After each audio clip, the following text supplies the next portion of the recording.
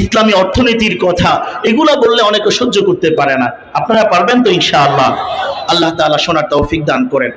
সময় অল্প, খুব অল্প সময়ে আমি ইসলামী অর্থনীতি কি জিনিস এই বিষয়ে সামান্য কিছু আলোচনার চেষ্টা করব। আল্লাহ তাআলা আমাদের সবাইকে শোনার এবং আমল করার তৌফিক দান করেন। ভাইয়েরা আমার, প্রথম আসেন, পৃথিবীতে শুধু মানুষ নয়, প্রত্যেকটা প্রাণী তাদের সবাই কিছু না কিছু প্রয়োজনের মুখাপেক্ষী। একটা পিপীলিকা আমি আপনি দেখি না, হাঁটার সময় এটাকে বিবেচনাও করি না, পায়ের নিচে পিষ্ট করে আমি অগ্রসর হয়ে যাচ্ছি। সামান্য একটা পিপীলিকা, এই পিপীলিকাটাও আল্লাহর মাখলুক এবং এটা প্রয়োজনের মুখাপেক্ষী। পিপীলিকা যখন রাস্তায় হাঁটে কিংবা বিভিন্ন জায়গায় ঘুরে বাসায় বসে না থেকে তারও একটা বাসা আছে, ঘর আছে, ওই ঘরটাও তার প্রয়োজনের খাতিরে সে নির্মাণ করেছে, ঠিক না বেঠিক? পিপীলিকা যখন মাটির গর্তে ফুকা করে ছিদ্র করে একটা বাসা বানায়, কেন বানায়? এখানে সে থাকবে, তার বাসস্থান হিসেবে সে ঘরটা তৈরি করে। এই পিপীলিকা যখন তার ঘর থেকে বের হয়, আসসালামু আলাইকুম ওয়া রাহমাতুল্লাহি ওয়া বারাকাতুহু। আলহামদুলিল্লাহ আলহামদুলিল্লাহি ওয়া কাফা ওয়া সালামুন আলা ইবাদিহিল্লাযীনা ইসতাফা। أما بعد فأعوذ بالله من الشيطان الرجيم. بسم الله الرحمن الرحيم. وأحل الله البيع وحرم الربا. صدق الله مولانا العظيم. سبحانك لا علم لنا إلا ما علمتنا إنك أنت العليم الحكيم. الحمد لله. আল্লাহ রাব্বুল আলামিনের দরবারে লাখো কোটি শুকর ও সুজুদ আদায় করছি। আল্লাহ রাব্বুল আলামিন আমাদেরকে দ্বীনের নিসবতে আল্লাহ তাআলাকে রাজি এবং সন্তুষ্ট করার লক্ষ্যে এই মহতি মজলিসে মাহফিলে একত্রিত হয়ে কিছু দ্বীনি মুযাকারার সুযোগ দিয়েছেন। এজন্য সবাই দিল থেকে কালিমাতুশ শুকর আদায় করি আলহামদুলিল্লাহ। মুআজ্জাজ হাজিরিন, সময় অনেক অল্প, আলোচ্য বিষয়বস্তু অনেক ভারী। তাছাড়া আমাদের মাহফিলগুলোতে গতানুগতিক ধারায় যে মাহফিলগুলো হয়, এইসব মাহফিলে এই ধরনের আলোচনা সাধারণত হয় না। আমরা আসমানের উপরের আর জমিনের নিচের আলোচনা শুনে অভ্যস্ত, এটাতেই মজা বেশি পাই। কতক্ষণ কানবো, কতক্ষণ হাসবো, আনন্দ ফুর্তি হবে, এটার মধ্যে আমাদের মাহফিলের আনন্দ সীমাবদ্ধ হয়ে গিয়েছে। মাহফিলের রুহানিয়ত এবং খোরাক তুলনামূলক অনেক কমে গিয়েছে এখন। সে কারণে এই আলোচনাগুলো মানুষ মাহফিলে কেউ করতেও চায় না, শুনতেও চায় না। আমাকে যেহেতু বিষয়বস্তু দেওয়া হয়েছে আর আমি ওই বিষয়ে কিছু পড়াশোনার সুযোগ পেয়েছি দেশে এবং দেশের বাহিরে, সে কারণে আমাদের খোরাক মনে করে কিছু আলোচনা চেষ্টা করব ইনশাআল্লাহ। আপনারা শুনবেন তো? কে কে শুনবেন হাত তোলেন দেখি। আল্লাহ তাআলা সবাইকে কবুল করেন।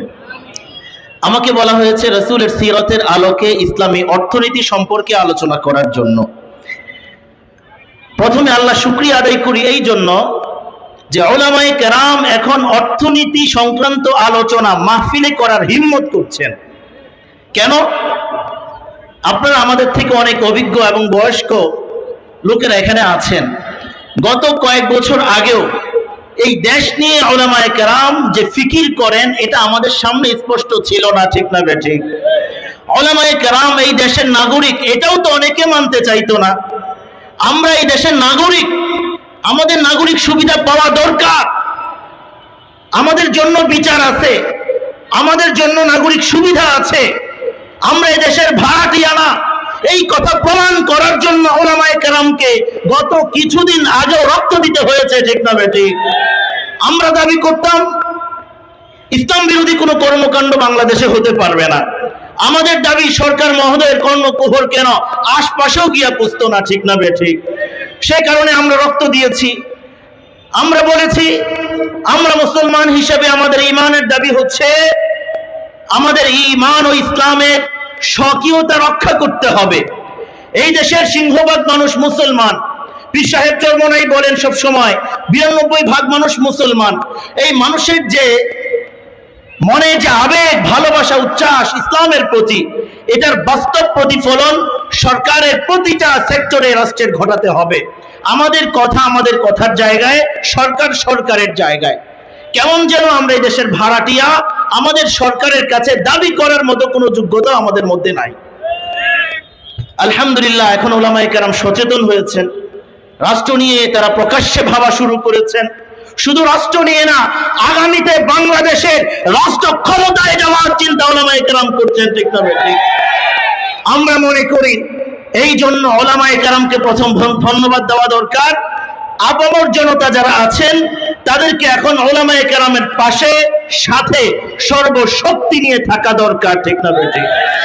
ভাইয়েরা আমার, রাষ্ট্র সংস্কারের জন্য, রাষ্ট্র পরিচালনার জন্য, রাষ্ট্রকে বিনির্মাণ করার জন্য 24 পরবর্তী উলামায়ে কেরামের যে চিন্তা চেতনা, উলামায়ে কেরামের যে স্বপ্ন, 24-এর গণ অভ্যুত্থানে উলামায়ে কেরামের যে মূল্য, 24-এর গণ অভ্যুত্থানে তাদের যে অংশগ্রহণ, সব কিছুকে সামনে রেখে এখন শুধু আমাদের ঘরোয়া সেমিনারে না, এই ধরনের উন্মুক্ত মাহফিলেও আমরা রাষ্ট্র বিনির্মাণের জন্য যত পরিকল্পনা আছে, চাই সেটা আমাদের প্রশাসনিক হোক, অর্থ ব্যবস্থা হোক, চাই সেটা আমাদের দ্বীন ও ইসলামের যে কোনো বিষয় নিয়ে হোক, প্রত্যেকটা বিষয়ে আমরা ওয়াজ মাহফিলে আলোচনা করব।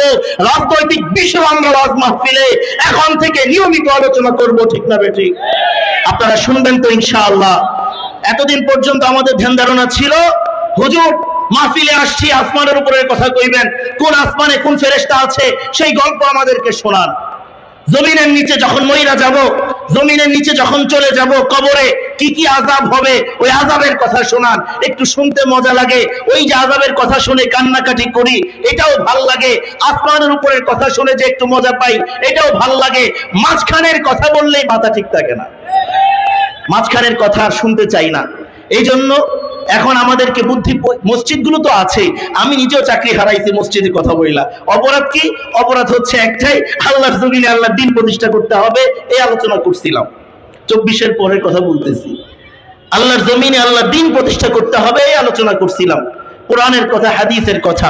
বিষয় হচ্ছে আমরা আসলে এগুলো না শুনতে শুনতে আমাদের সাধারণ মুসলমানদের দিল এমন হয়ে গেছে, এগুলা যে ইসলামের কথা, কোরআনের কথা, হাদিসের কথা, রাসূলের কথা আমরা বিশ্বাসই করতে পারি না। যার কারণে এখন রাষ্ট্র সংস্কারের কথা, রাষ্ট্র মেরামতের কথা, রাজনীতির কথা, ইসলামী অর্থনীতির কথা, এগুলা বললে অনেকে সহ্য করতে পারে না। আপনারা পারবেন তো ইনশাআল্লাহ? আল্লাহ তাআলা শোনার তৌফিক দান করেন। সময় অল্প, খুব অল্প সময় আমি ইসলামী অর্থনীতি কি জিনিস এই বিষয়ে সামান্য কিছু আলোচনার চেষ্টা করব। আল্লাহ তাআলা আমাদের সবাইকে শোনার এবং আমল করার তৌফিক দান করেন। ভাইয়েরা আমার, প্রথম আসেন, পৃথিবীতে শুধু মানুষ নয়, প্রত্যেকটা প্রাণী তাদের সবাই কিছু না কিছু প্রয়োজনের মুখাপেক্ষী। একটা পিপীলিকা, আমি আপনি দেখি না, হাঁটার সময় এটাকে বিবেচনাও করি না, পায়ের নিচে পিষ্ট করে আমি অগ্রসর হয়ে যাচ্ছি। সামান্য একটা পিপীলিকা, এই পিপীলিকাটাও আল্লাহর মাখলুক এবং এটা প্রয়োজনের মুখাপেক্ষী। পিপীলিকা যখন রাস্তায় হাঁটে কিংবা বিভিন্ন জায়গায় ঘুরে বাসায় বসে না থেকে, তারও একটা বাসা আছে, ঘর আছে, ওই ঘরটাও তার প্রয়োজনের খাতিরে সে নির্মাণ করেছে, ঠিক না বেঠিক? পিপীলিকা যখন মাটির গর্তে ফুঁকা করে, ছিদ্র করে একটা বাসা বানায়, কেন বানায়? এখানে সে থাকবে, তার বাসস্থান হিসাবে সে ঘরটা তৈরি করে। এই পিপীলিকা যখন তার ঘর থেকে বের হয়, কেন বের হয়? তার রিজিকের প্রয়োজন, খাবারের প্রয়োজন, ওই খাবারের অন্বেষে সে ঘর থেকে বের হয়। ঠিক তেমনি ভাবে একটা পাখি, ওই পাখিরও থাকার জন্য একটা বাসস্থানের প্রয়োজন, সেজন্য সে বাসার বেলকনিতে, গাছের আগায়, বিভিন্ন চিপায় চাপায় সে একটা ঘর তৈরি করে। আবার এই ঘর থেকে সে যখন তার দিনের বেলা সূর্যের আলো ফুটে ওঠে, তখন সে খাবারের উদ্দেশ্যে, রিজিকের উদ্দেশ্যে সে বের হয়ে যায়। প্রত্যেকটা মাখলুক পৃথিবীতে খাবারের কিংবা প্রয়োজনের মুখাপেক্ষী। ঠিক তেমনি ভাবে মানুষ আল্লাহর মাখলুক হিসাবে তারও প্রয়োজন আছে। প্রয়োজনের স্বার্থে মানুষ ঘর করে, বাড়ি করে, ফ্ল্যাট করে, জায়গা কিনে মানুষ রিজিকের জন্য ছুটে চলে, এমনকি রিজিকের তালাশে একজন আরেকজনের জান পর্যন্ত কেড়ে নিয়ে যায়। এই প্রয়োজন পুরা করার জন্য সমাজের মধ্যে যদি অত্যাচার অনাচার মানুষের, চোর চুরি করে কেন? তার রিজিকের প্রয়োজন। ডাকাত ডাকাতি করে কেন? তার রিজিকের প্রয়োজন। দুর্নীতিবাজ দুর্নীতি করে কেন? তার রিজিকের প্রয়োজন। ঠিক না বে ঠিক? সুদখোর সুদ খায় কেন? রিজিকের প্রয়োজন। বলছি মানুষকে আল্লাহ তাআলা, শুধু মানুষকে না, প্রত্যেকটা মাখলুককে দুনিয়াতে পাঠিয়েছেন, পাশাপাশি তার কিছু প্রয়োজনও দিয়ে দিয়েছেন। তুলনামূলক মানুষের প্রয়োজনটা বেশি। এই প্রয়োজন পুরো করার জন্য আল্লাহ তাআলা মানুষকে সম্পদ দিয়েছেন। খুব ভালো করে শুনতে হবে আমার কথা। প্রত্যেকটা কথা শিকলের মতো একটার সাথে আরেকটা জড়িয়ে থাকবে, না শুনলে কিন্তু বুঝে আসবে না। প্রয়োজন পুরো করার জন্য আল্লাহ তাআলা সম্পদ দিয়েছেন। মানুষের বেঁচে থাকতে হবে, এটা মানুষের প্রয়োজন কি প্রয়োজন না? জোরে বলেন, প্রয়োজন কি প্রয়োজন না?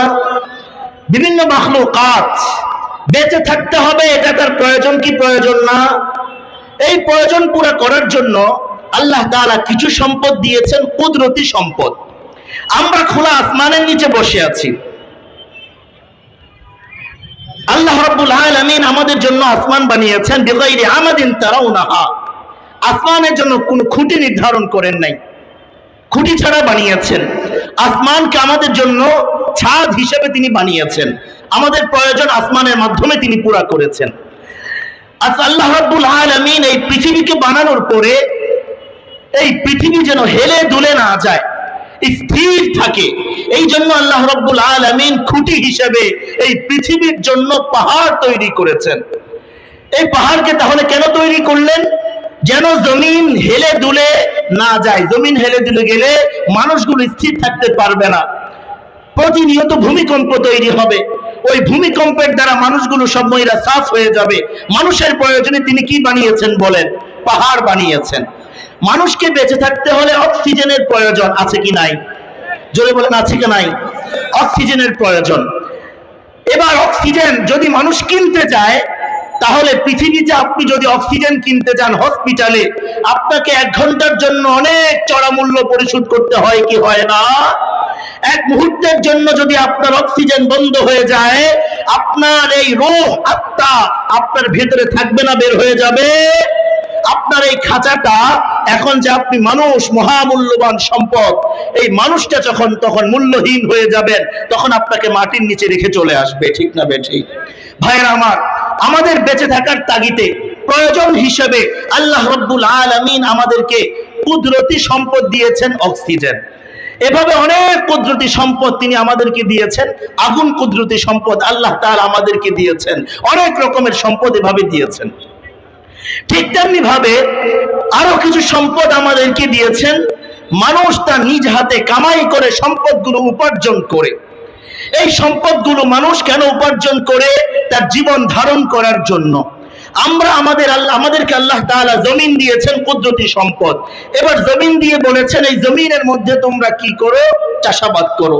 এবার আমরা আল্লাহ তাআলার রিজিক, গম চাষ করি, ধান চাষ করি, আলু চাষ করি, বিভিন্ন রকমের ফল ফলাদি চাষ করি, সবজি লতা চাষ করি। সম্পদ দিয়েছেন আল্লাহ, চাষ করি আমি আপনি।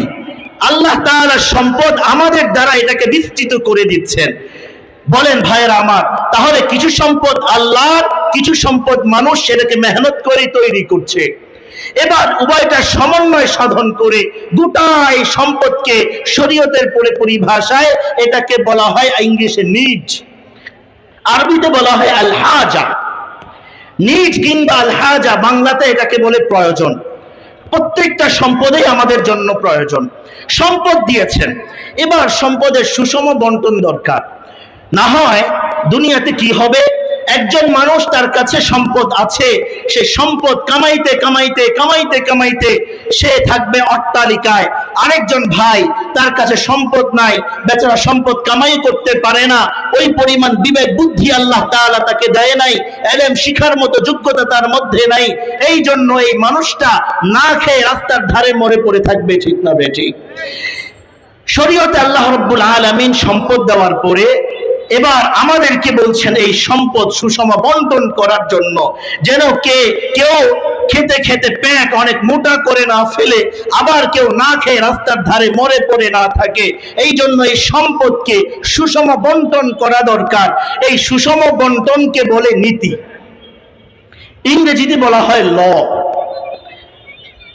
অর্থাৎ এই সম্পদকে এবার মানুষের মাঝে কিভাবে বন্টন করতে হবে, এই নীতি আবিষ্কার করতে হবে।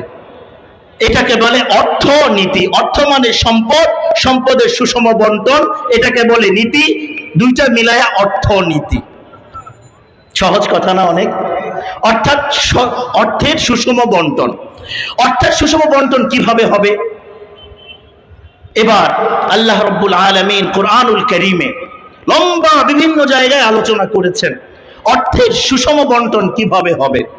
কোরআনুল কারীমে অসংখ্য আয়াত এসেছে। আল্লাহ রাব্বুল আলামিন কোরআনুল কারীমে তিনি বলেছেন, ওয়া আহাল্লাল্লাহুল বাইআ ওয়া হাররামার রিবা। আজান কি 7:30টায় না?